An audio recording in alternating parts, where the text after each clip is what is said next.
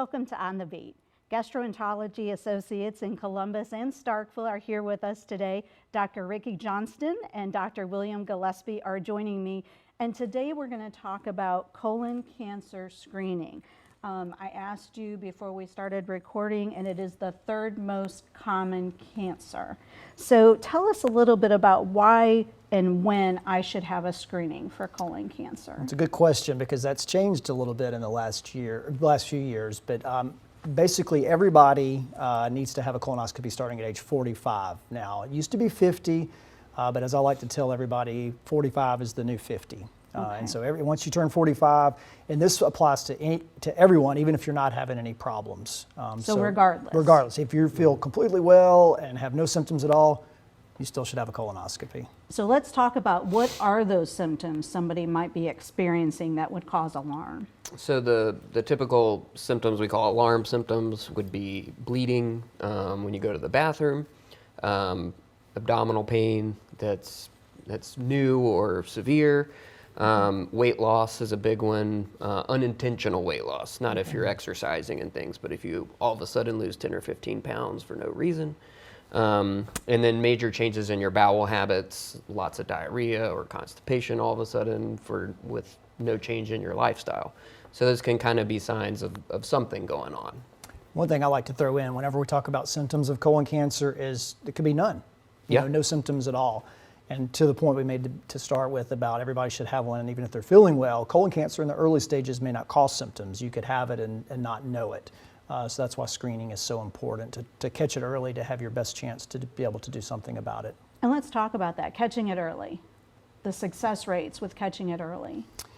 It's very good if you colonoscopy is it's a preventable or preventive procedure. We take out polyps so you don't get colon cancer. And generally, if you have normal genetics and you do your screening on time, it's very good at preventing any future colon cancer.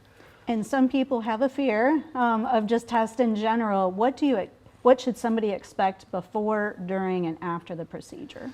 Well, the procedure, there's lots of reasons people decide they don't want to do this or they're scared to do it. Some of it involves the preparation beforehand,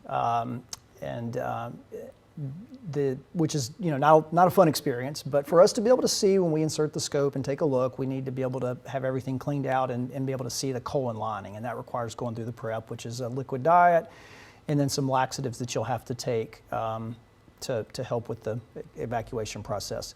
Other reasons people are anxious about having this might be the fear of the unknown. What's going to be found? They're scared that they'll have something that's is bad, and that keeps people from doing it.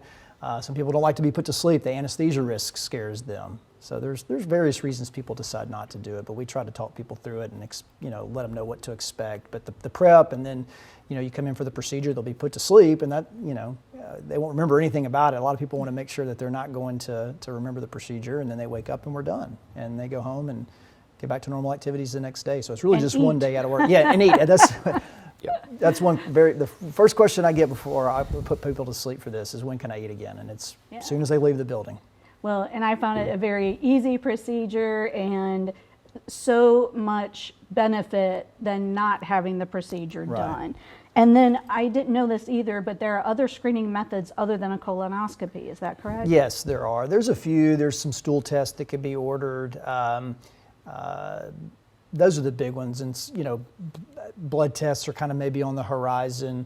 We may want to devote an episode to that coming up soon about other alternative methods for doing that. Yeah, because I think we only hear about colonoscopy, and so there might be other. No, it is the best, yes. And we always push that. I mean, and not only for screening, but the preventative aspect of it. And other procedures don't offer the prevention that we can do with this. Right, but all the other tests will tell you if you have cancer, but they won't prevent you from getting cancer.